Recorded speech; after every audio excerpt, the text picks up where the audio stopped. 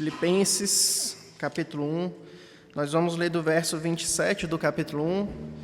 Vamos entrar no capítulo 2 até o verso 11. Amém? Todos acharam? O texto diz assim: Vivei, acima de tudo, por modo digno do Evangelho de Cristo, para que, ou indo ver-vos, ou estando ausente, ouça no tocante a vós outros, que estáis firmes em um só espírito, como uma só alma, lutando juntos pela fé evangélica, e que em nada estáis intimidados pelos adversários. Pois o que é para eles prova evidente de perdição, é para vós outros de salvação, e isto da parte de Deus, porque vos foi concedida a graça de padecerdes por Cristo, e não somente de crerdes nele. Pois tendes o mesmo combate que vistes em mim, e ainda agora ouvis que é o meu. Capítulo 2.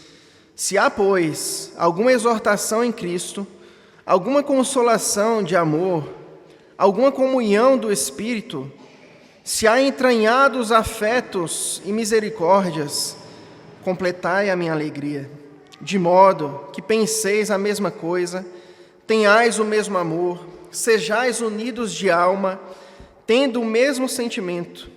Nada façais por partidarismo ou vanglória, mas por humildade, considerando cada um os outros superiores a si mesmo. Não tenha cada um em vista o que é propriamente seu, senão também cada qual o que é dos outros. Tende em vós o mesmo sentimento que houve também em Jesus, em Cristo Jesus, pois ele, subsistindo em forma de Deus, não julgou como usurpação o ser igual a Deus, antes a si mesmo se esvaziou, assumindo a forma de servo, tornando-se em semelhança de homens e reconhecido em figura humana. A si mesmo se humilhou, tornando-se obediente até a morte, e morte de cruz. Pelo que também Deus o exaltou sobremaneira, e lhe deu o nome que está acima de todo nome, para que ao nome de Jesus se dobre todo o joelho nos céus, na terra e debaixo da terra, e toda língua confesse que Jesus Cristo é o Senhor, para a glória de Deus Pai. Amém. Vamos orar, meus irmãos? Deus Todo-Poderoso, nós mais uma vez nos dirigimos ao Senhor em oração, como a Tua igreja, e pedimos, ó Deus, em nome de Jesus, que o Senhor nos guie neste momento, ó Pai. Que o Teu Espírito Santo abra os nossos corações, que o Teu Espírito Santo, ó Deus amado, esteja presente, se faça, ó Deus amado, poderosamente neste lugar, ó Pai, em cada coração aqui, ó Deus. Fala conosco, ó Deus, nos alimente com a Tua palavra, com o Teu alimento eficaz. Que o Senhor, ó Deus, transforme os nossos corações para que nós possamos viver para a Tua glória. Em nome de Jesus. Amém. Meus amados, então nós temos aqui uma passagem extremamente conhecida, né? E é um dos textos mais maravilhosos, eu diria, da Escritura de Deus. Aqui o apóstolo Paulo descreve, né, aqui no capítulo 2, a partir do verso 5, ele descreve aqui o que é chamado de o hino de Cristo, que ele fala dos 3 aspectos da vinda de Cristo e daquilo que ele passou para que pudesse morrer por nós na cruz. E eu gostaria de rapidamente fazer aqui um breve panorama histórico aqui dos filipenses, né, da igreja dos filipenses. E quando nós vamos olhar para essa carta, a gente vê que o apóstolo Paulo escreveu essa carta, junto com algumas outras, enquanto ele estava preso em Roma, né? Então ele estava preso em Roma, a igreja dos Filipos envia um irmão para ajudar o apóstolo Paulo com uma oferta, para ir consolá-lo, e é nessa hora que o apóstolo, então, escreve essa carta, né, para a igreja de Filipo. E Filipo era uma cidade de colônia, né, romana, que que está situada ali na região da Macedônia, e era uma cidade extremamente militarizada, porque quem morava ali em Filipe eram os oficiais romanos, né, oficiais de guerra, pessoas muito importantes. Então, era uma cidade que estava ali repleta de pessoas poderosas, né, de romanos extremamente orgulhosos, patriotas, pessoas que eram cheias de si mesmas, né, e eram, como eu falei, extremamente orgulhosos, porque eles eram pessoas importantes do maior império daquela época ali. E quando nós vamos ver a origem da igreja de Filipos, também é muito interessante, e eu gostaria de ir com os irmãos lá em Atos. Os irmãos abram a Bíblia em Atos, capítulo 16. Aqui, meus irmãos, em Atos, nós vemos aqui a partir do verso 9,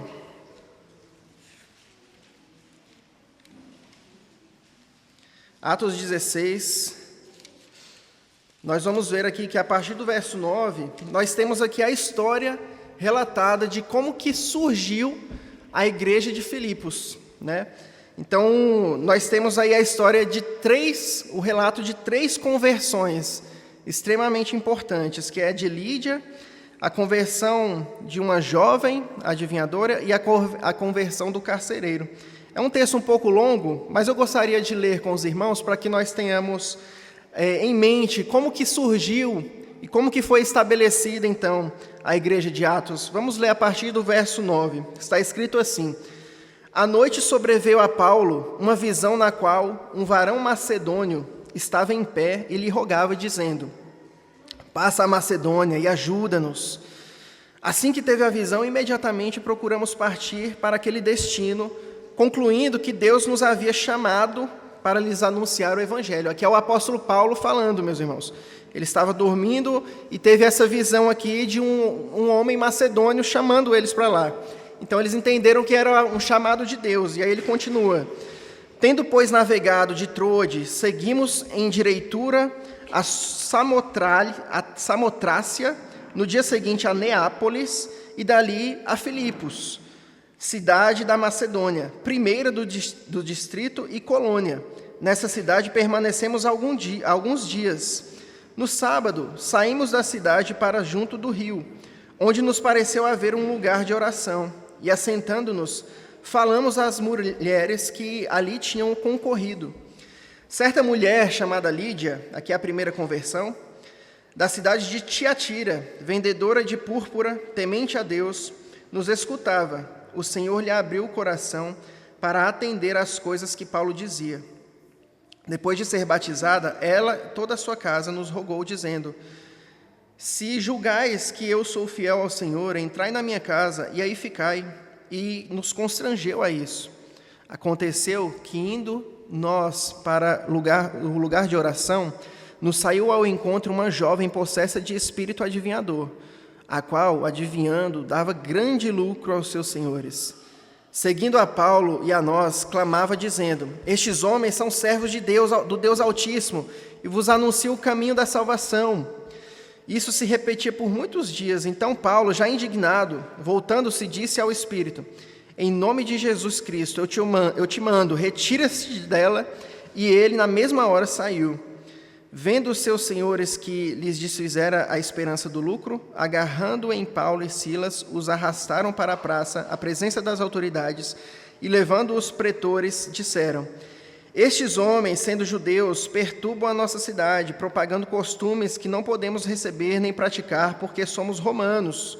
Levantou-se a multidão, unida contra eles, e os pretores, rasgando-lhes as vestes, mandaram açoitá-los com varas. E depois de lhes darem muitos açoites, lançaram no cárcere, ordenando ao carcereiro que os guardasse, com toda a segurança. Este, recebendo tal ordem, levou-os para o cárcere interior e lhes prendeu os pés no tronco. Por volta da meia-noite, Paulo e Silas oravam e cantavam louvores a Deus, e os demais companheiros de prisão escutavam. De repente sobreveio tamanho terremoto que sacudiu os alicerces da prisão. Abriram-se todas as portas e soltaram-se as cadeias de todos.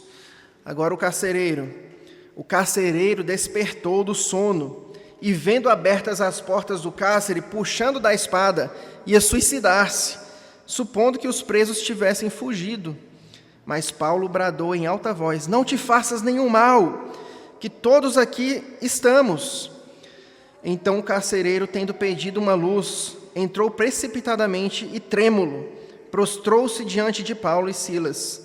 Depois, trazendo-os para fora, disse: senhores, que devo fazer para que seja salvo?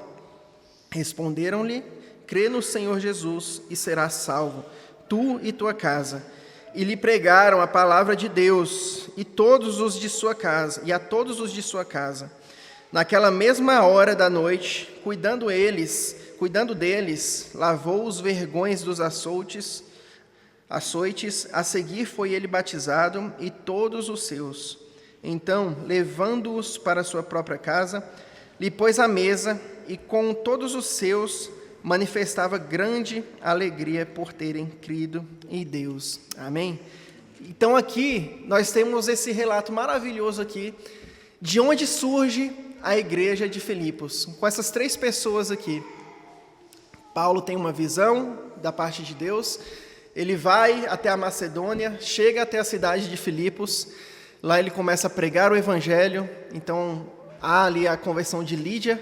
Lídia era uma mulher rica, uma mulher que era comerciante de púrpura, e logo após se decorre a história de tudo aquilo que Deus, sobre a vontade, sobre a soberania de Deus, ele traz ali para aquela igreja. Ali nós temos então o núcleo da igreja de Filipenses.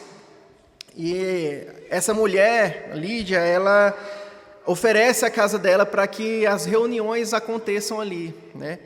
Então nós temos aqui esse contexto de como que se iniciou essa igreja, né? Como que a obra de Deus tão maravilhosa iniciou ali na igreja de Filipenses.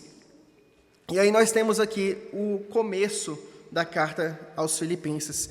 E diferente de outras cartas, né, que o apóstolo Paulo ele traz duras exortações, porque ali estavam havendo todo tipo de problemas, né, como heresias graves, orgias, práticas que não condiziam em nada com a palavra de Deus, né, como nós vemos nas cartas aos Coríntios, por exemplo, na própria carta aos Romanos. A carta de Filipenses ela tem um teor muito mais amistoso e muito mais saudoso do apóstolo Paulo. Ali o apóstolo Paulo ele envia essa carta para os irmãos e, como nós vemos aqui, ela tem um teor de saudades. O apóstolo Paulo louvando a Deus, orando para que Deus os fortaleça, porque eles estavam no caminho certo, no caminho correto. E apenas nós vemos aqui neste trecho onde nós lemos uma exortação do apóstolo Paulo. E aí é o trecho onde nós começamos a ler, a partir do verso 27. Então, após o apóstolo Paulo manifestar a sua alegria pela obra de Deus ali naquela igreja, manifestar as saudades que eles estavam daquele povo, fazer os agradecimentos pelas ofertas que eles mandaram para ele na prisão, o apóstolo Paulo então começa a fazer um encorajamento a essa igreja. E aí nós vemos isso a partir do verso 27. Vivei, acima de tudo, por modo digno do Evangelho de Cristo. O que o apóstolo Paulo está dizendo aqui, meus irmãos, é basicamente o seguinte: olha, vocês já têm crido no Evangelho, vocês já têm aprendido a palavra do Evangelho. Tudo isso que aconteceu para que essa igreja esteja de pé foi por causa do Senhor Jesus, foi o próprio Deus que estabeleceu essa igreja. Agora, meus irmãos, vocês têm que fazer uma coisa: vivei de forma digna do Evangelho. E aqui nós temos um imperativo: vivei acima de tudo, ou seja, acima de todas as coisas. O que Paulo exorta aqueles irmãos a fazer é viverem de forma digna do Evangelho de Cristo. E aí ele vai explicar o que é viver de forma digna do Evangelho. E ele continua: para que eu indo ver-vos ou estando ausente, ouça no tocante a vós outros, que estáis firmes em um só Espírito, como uma só alma, lutando juntos pela fé evangélica. Ou seja, ele começa aqui ensinando a igreja que viver de forma digna do Evangelho é, em primeiro lugar, estar unidos. Estarmos unidos em Jesus Cristo. E note, meus irmãos, que a igreja do Senhor, ela tem uma forma muito específica de funcionar. E o próprio Deus é que estabelece essa forma, que é unida. A igreja do Senhor, e nós já estamos bem sabidos disso, ela só funciona, meus amados, se cada membro desse corpo, que é o corpo de Cristo, cujo Ele mesmo é a cabeça, ela só funciona se cada um de nós estivermos bem unidos, como o apóstolo Paulo está nos orientando aqui. E nós temos que lutar juntos pela fé do Evangelho. Então ele continua, meus irmãos, e a nossa primeira lição para essa manhã é essa. Nós precisamos estar unidos acima de tudo.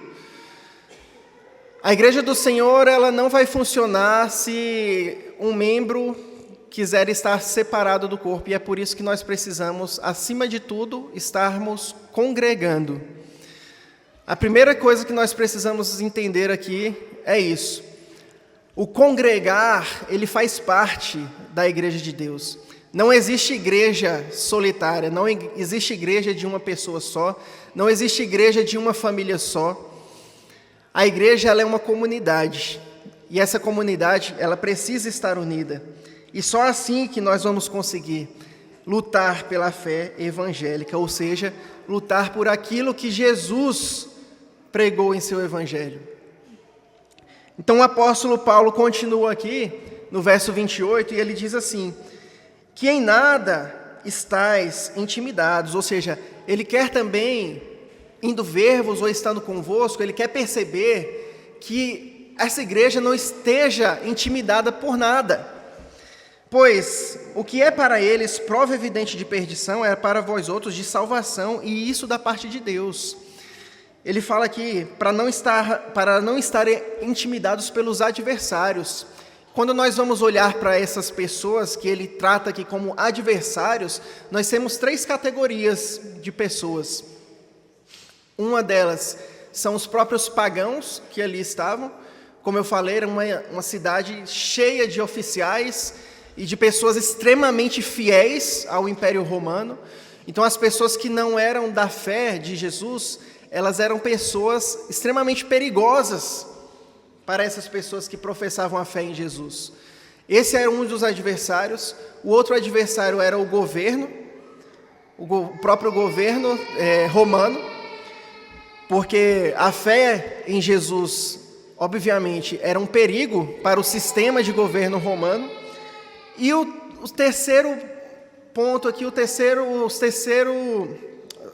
tipo de pessoas aqui que são tratadas como adversários eram os falsos mestres, ou seja, aquelas pessoas, aqueles judeus que eram os chamados judaizantes, que eles queriam que mesmo aquelas pessoas que estavam na fé em Cristo, eles queriam que elas continuassem dentro da lei cerimonial, ou seja, a circuncisão, os sacrifícios. Eles exigiam dessas pessoas e falavam que elas só seriam salvas.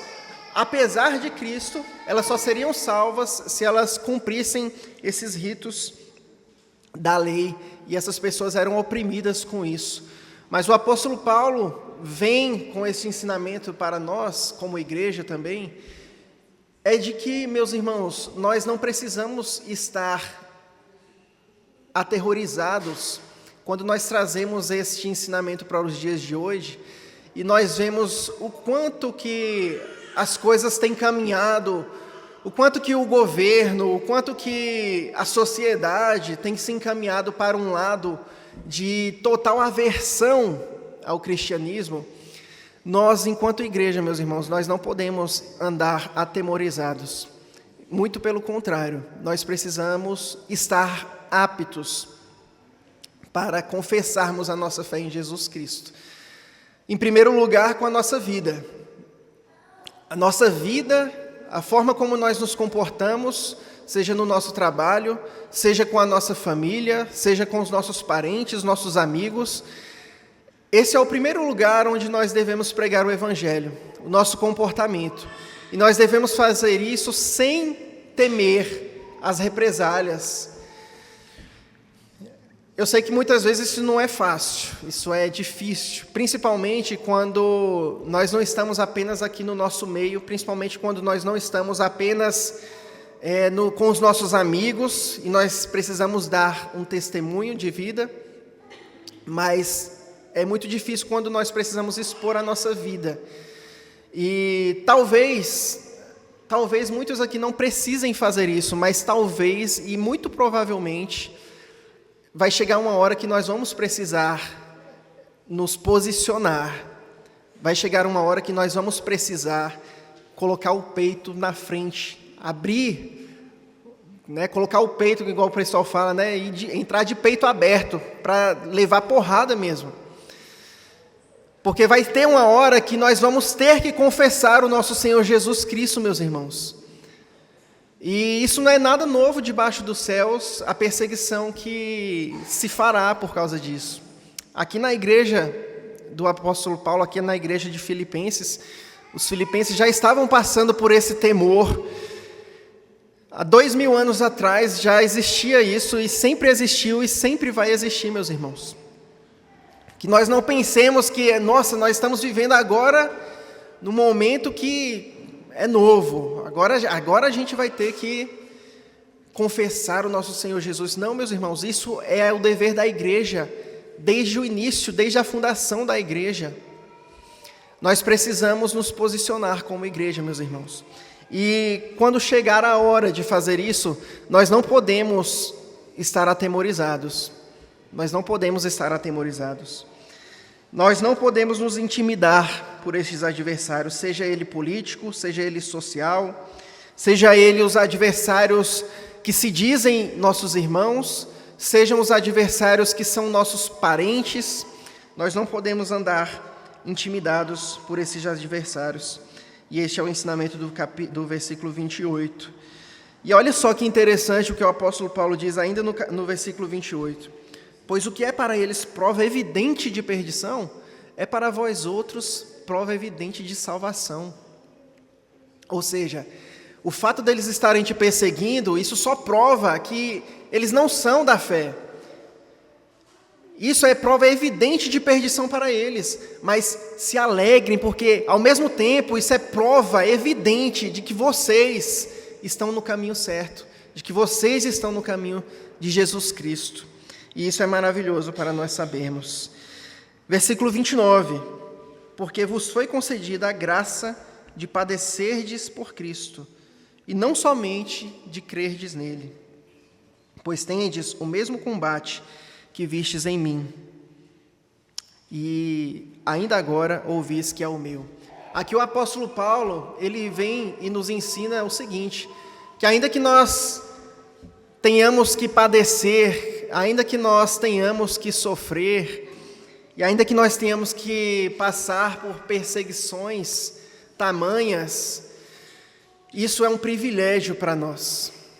Isso é um privilégio para nós. Veja que o apóstolo Paulo, ele escreve essa carta de dentro de uma prisão em Roma. Ou seja, ele tem toda a autoridade e ele é a melhor pessoa que poderia dizer isso para esses irmãos aqui. Veja o que ele diz no capítulo 1. Quero ainda, irmãos, versículo 12. Quero ainda, irmãos, cientificar-vos de que as coisas que me têm acontecido, que me aconteceram, têm antes contribuído para o progresso do Evangelho. Olha só o que ele diz lá no verso 30. Vistes em mim ainda, ouvis que é o meu, pois tendes o mesmo combate que vistes em mim. Ou seja, o apóstolo Paulo está dizendo que o mesmo combate que eles estão vendo nele, ou seja, de que ele está sendo perseguido, está preso, é o combate que eles devem enfrentar. Quero ainda, irmãos, mas ao mesmo tempo, no verso 12 do capítulo 1, ele traz esse consolo, esse conforto aos irmãos. E ele diz, olha, meus irmãos, essas coisas que estão acontecendo comigo, vocês têm que ficar bem tranquilos em relação a isso. Deem glórias a Deus, porque isso só tem contribuído para o avanço do Evangelho, de maneira que as minhas cadeias em Cristo se tornaram conhecidas por toda a guarda pretoriana e de todos os demais. Isso nós vemos se repetir. Aqui é uma situação que o apóstolo Paulo está, mas na própria passagem que nós lemos em Efésios, o apóstolo Paulo também foi preso ali na cidade de Filipos. E isso foi para que houvesse a conversão daquele carcereiro e pudesse, então, dar continuidade ali à igreja de Filipos. E então o apóstolo Paulo deixa bem tranquilo isso em relação ao temor que aqueles irmãos vinham sentindo. E como eu disse, essa é uma carta onde o apóstolo Paulo ele está apenas encorajando aqueles irmãos ali, está encorajando e está exortando, né, de forma bem amorosa, de forma bem tranquila, esses irmãos. Agora nós entramos no capítulo 2, após o apóstolo Paulo falar sobre o padecer em Cristo, nós entramos no capítulo 2 e ele vai começar com uma exortação aqui, que ele vai dizer o seguinte: se há, pois, alguma exortação em Cristo, alguma consolação de amor, alguma comunhão do Espírito, se há entranhados afetos e misericórdias, completai a minha alegria. E aí ele vai dizer como que eles vão completar a alegria dele. Então ele fala aqui: olha, meus irmãos, tendo em vista tudo isso que vocês são como igreja, se realmente vocês podem consolar-me em amor, se vocês podem me dizer que vocês têm entranhados afetos de verdade, se vocês estão andando em misericórdia, e se eu posso te exortar, se eu posso exortar vocês em Cristo de alguma maneira, então ele fala assim: agora, meus irmãos, completai a minha alegria, e andeis de que modo? Ele fala assim, completai a minha alegria, de modo que penseis a mesma coisa. Aqui ele vai dizer, com o mesmo teor que ele diz no versículo 27, de nós estarmos firmes em um só espírito, com uma só alma, lutando juntos pela fé evangélica. Ainda é o mesmo tom que ele está dizendo aqui. Olha, completai a minha alegria de modo que penseis a mesma coisa, tenhais o mesmo amor, sejais unidos de alma, tendo o mesmo sentimento. Aqui ele nos faz um imperativo e ele nos diz o que nós devemos fazer. E logo em seguida, no verso 3 e 4, ele nos diz o que nós não devemos fazer. E aí ele diz: nada façais por partidarismo. Ou seja, como que nós vamos ter o mesmo amor? Como que nós vamos ser unidos de alma? E como que nós vamos ter o mesmo sentimento? Ele vai nos ensinar como nós vamos fazer isso. E é como: nada façais por partidarismo, vanglória, mas por humildade, considerando cada um os outros superiores a si mesmo. Nada façais, meus irmãos, por vanglória. Esse texto, no geral, ele é autoexplicativo. Mas se nós pegarmos aqui o simples significado dessas palavras, partidarismo, vanglória, nós vamos ver a gravidade disso que ele está nos exortando a não fazer. Porque isso aqui era o que ele estava enxergando, que estava acontecendo ali dentro daquela igreja. Era o que o apóstolo Paulo estava enxergando, provavelmente pelo relato do irmão que foi lá levar a ajuda para ele na prisão. O apóstolo Paulo então decide exortá-los a isso. Olha só o significado de partidarismo. Partidarismo é a adesão cega, apaixonada ou incondicional a um partido político, facção, causa ou ideologia, onde a lealdade ao grupo se sobrepõe à busca pela verdade, pela justiça ou pelo bem comum. Em termos simples, é aquele nós contra eles. Isso não deve existir dentro da igreja, meus irmãos. Meus irmãos, pelo amor de Deus, isso não deve existir dentro da igreja. Dentro da igreja não existe isso de nós contra eles. Dentro da igreja, a igreja é um corpo unido. Não tem como a minha mão estar contra o meu braço. Não tem como os meus olhos estarem contra os meus ouvidos. Caso contrário, todo o corpo vai falir. Se o meu pé estiver contra o meu equilíbrio, as minhas pernas, eu vou cair. A igreja vai cair, meus irmãos. Então nós vemos isso aqui de forma muito clara. Nada façais por partidarismo ou vanglória. Nada façais por partidarismo ou vanglória.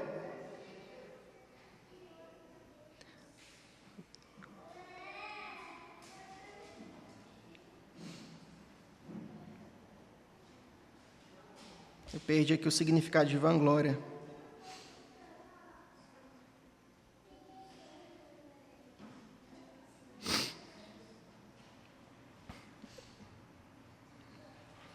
Olha só, vanglória, meus irmãos, é exatamente o oposto exato da atitude de Jesus Cristo, que nós vemos aqui em Filipenses. O desejo oculto de ser elogiado, aplaudido e reconhecido como superior. Ou seja, meus irmãos, nada que nós fazemos aqui é para que o outro enxergue, é para que o outro venha e nos apoie. Quantas vezes nós nos pegamos pensando assim, né? Poxa, mas eu fiz aquilo ali, ninguém nem viu nada, ninguém nem falou nada. Meus irmãos, aqui nós devemos seguir o mesmo princípio do o que a sua mão esquerda faz, que a direita não veja. Essa é a forma da igreja agir. Porque a partir do momento que nós agirmos por vanglória, nós estamos agindo exatamente da forma oposta, como o apóstolo Paulo vai nos instruir aqui.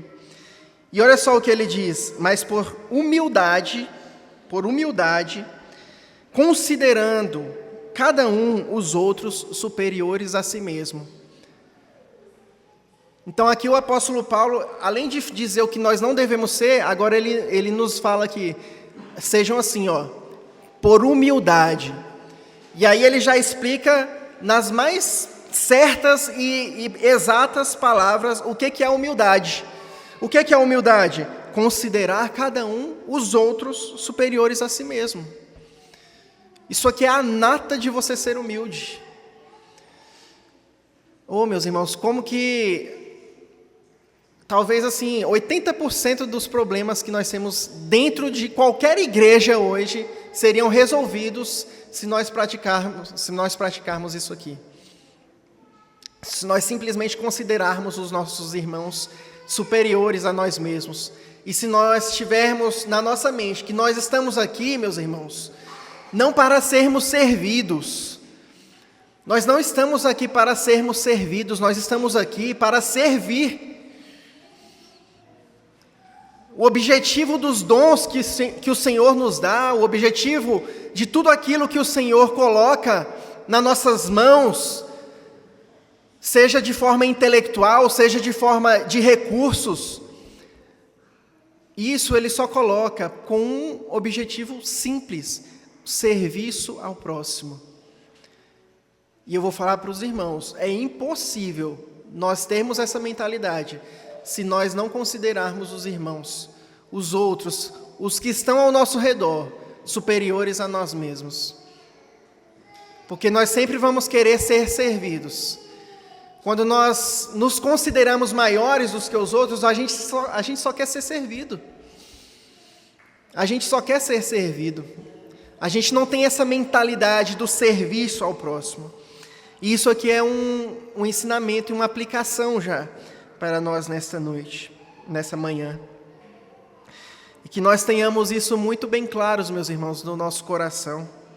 Nós estamos aqui para tratar os nossos irmãos com humildade e para servir ao nosso próximo. E o apóstolo Paulo então finaliza esse trecho dizendo: não tenha cada um em vista o que é propriamente seu, senão também cada qual o que é dos outros. Aqui é simplesmente um complemento que ele coloca de tudo isso que ele acabou de ensinar aqui. Considerar os outros superiores a nós mesmos e colocar à frente as necessidades dos nossos irmãos, as necessidades daqueles que precisam da nossa ajuda, daqueles que precisam do nosso dom. Meus irmãos, prestem muita atenção, o Senhor Deus, Ele deu um dom para cada pessoa. Não existe congregar simplesmente sentada num banco da igreja. A igreja, ela não foi feita para estar sentada no banco, senta no banco, vai para casa, senta no banco e vai para casa. O que eu quero dizer com isso? É que nós não podemos enterrar os talentos que o Senhor nos deu, meus irmãos. Muitas vezes é difícil, eu posso dizer para os irmãos que por muito tempo eu tentei fugir daquilo que o Senhor tinha me chamado para fazer, porque é difícil exercer o seu talento, o seu dom, seja ele qual for, é difícil, mas nós não podemos simplesmente enterrá-lo. Nós temos que fazê-lo se multiplicar, para quando o Senhor Deus, o Senhor Jesus voltar, Ele olhar para nós e dizer, servo bom e fiel. Servo bom e fiel. Os irmãos lembram da parábola dos talentos? Nós não podemos negligenciar isso, meus irmãos, que nós tenhamos isso em mente também. Quando nós entendemos que o nosso talento não é para nós mesmos, quando nós entendemos que ele não é simplesmente para que nós sejamos vistos, mas sim para que a igreja do Senhor seja servida, para a igreja do Senhor avançar, para que o evangelho de Deus avance, aí sim nós temos um motivo para nós seguirmos em frente com a prática desse talento. Amém? Então o apóstolo Paulo agora entra na parte mais importante desse texto. Eu quero que os irmãos prestem muita atenção. Ele faz essa exortação aqui, e logo em seguida nós entramos num dos trechos mais incríveis de todas as cartas que o apóstolo Paulo escreve. E ele vai dizer o seguinte, ele vai nos dar simplesmente um motivo pelo qual nós devemos seguir essas instruções que ele acabou de nos dizer. Verso 5 do capítulo 2. Tende em vós o mesmo sentimento que houve também em Cristo Jesus. Ou seja, o que ele está dizendo aqui? Olha, para vocês andarem dessa forma, para que vocês não tenham partidarismo no meio de vocês, para que vocês não façam as coisas por vanglória, para que vocês sejam humildes, ele mostra simplesmente o maior exemplo de humildade do universo. E ele diz, olha, vocês têm que então andar igual Jesus andou. Vocês têm que ter em vós o mesmo sentimento que houve em Jesus. Ou seja, façam a mesma coisa que ele fez. E aí ele vai explicar, pois ele, subsistindo em forma de Deus, não julgou como usurpação o ser igual a Deus. Antes, a si mesmo se esvaziou, assumindo a forma de servo, tornando-se em semelhança de homens. Reconhecido em figura humana, a si mesmo se humilhou, tornando-se obediente até a morte, e morte de cruz. Aqui, meus irmãos, esse texto, ele derruba qualquer orgulhoso. Esse texto, ele estraçalha todo o coração altivo, todo o coração soberbo.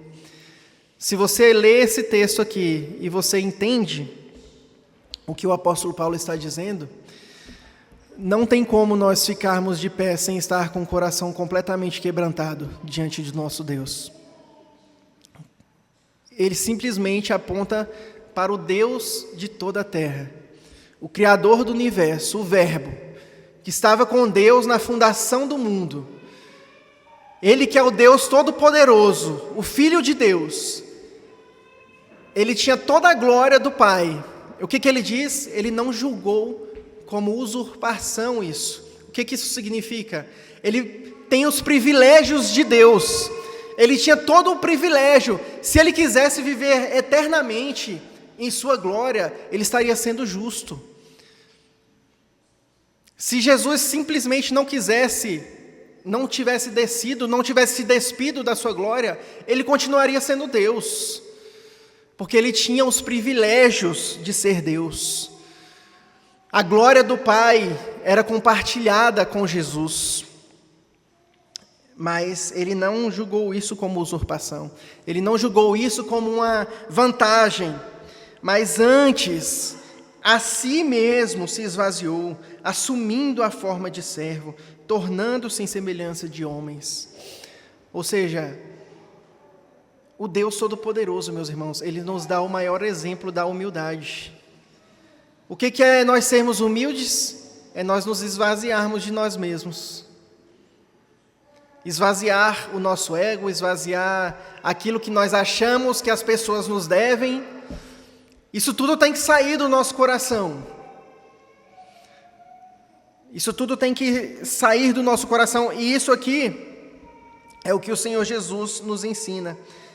Ele se esvaziou de si mesmo, ele assumiu a forma de servo. Esvaziar a si mesmo e servir ao próximo. Eis aí o exemplo de humildade. Tornando-se em semelhança de homens, reconhecido em figura humana. Ou seja, aquele que era o Deus Todo-Poderoso, agora ele é como um de nós, ele não tem a glória. Ele veio aqui para padecer as nossas dores, para sentir aquilo que nós sentimos. Ou seja, não há desculpa para nenhum ser humano. Porque o próprio Deus, ele sentiu o que nós sentimos em toda a vida nossa. O próprio Deus, ele passou por todos os sentimentos ruins que uma pessoa pode ter. Ele passou por luto, ele passou por necessidades, ele passou por dores, por perseguições. Ele não ficou lá no lugar dele, no trono de glória, só assistindo tudo. Ele veio aqui, meus irmãos, esvaziar-se a si mesmo e servir ao próximo. Essa é a lição que nós temos quando nós olhamos para o nosso Senhor Jesus. A si mesmo se humilhou, tornando-se obediente até a morte e morte de cruz. Pelo que também Deus o exaltou sobremaneira e deu o nome que está acima de todo nome. Aqui é a única parte que não condiz a nós receber. Nós precisamos imitar ao nosso Senhor Jesus. Agora o verso 9 até o verso 11 é algo que só compete ao nosso Senhor Deus receber. Nós devemos ser assim, não para que nós sejamos exaltados, meus irmãos. Tem uma máxima, né, que é falado por aí, e nós vemos, né, todo mundo gosta de falar isso, os humilhados serão exaltados. E isso, de certa forma, é uma verdade. Isso é uma verdade bíblica. Deus, em Provérbios diz que ele abate o soberbo e ele exalta os humildes. Mas nós não devemos fazer essas coisas para sermos exaltados, entendem? Aqui o texto nos ensina que nós devemos praticar a humildade para que tão somente o Senhor Jesus seja exaltado. A glória deve ser direcionada para o nosso Deus. E, de fato, no fim de todas as coisas, nós teremos o nosso corpo glorificado no nosso Senhor Jesus. Pelo que também Deus nos exaltou o exaltou de sobremaneira e lhe deu o nome que está acima de todo nome, para que ao nome de Jesus se dobre todo o joelho nos céus, na terra e debaixo da terra, e toda língua confesse que Jesus Cristo é o Senhor, para a glória de Deus. Amém, meus irmãos? Essa é a palavra que o Senhor nos dá hoje, que nós possamos guardar em nossos corações e que o Senhor nos ajude a fazer isso. Amém? Vamos orar?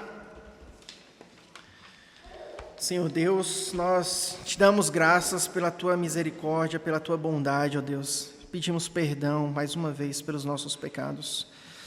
Nos perdoa, Senhor, por todas as vezes que nós achamos que somos alguma coisa, que valemos alguma coisa e que nós temos direito a alguma coisa, ó Deus. Nós queremos declarar que só o Senhor é Deus. Só o Senhor é Deus, ó Pai amado. E que o Senhor, ó Deus, nos ensine a cada dia, ó Deus amado, a nós estarmos com um coração humilde, a nós olharmos, ó Deus, acima de nós mesmos, a nós olharmos para o nosso próximo, a nós servirmos o nosso próximo, como a Tua igreja, ó Deus amado.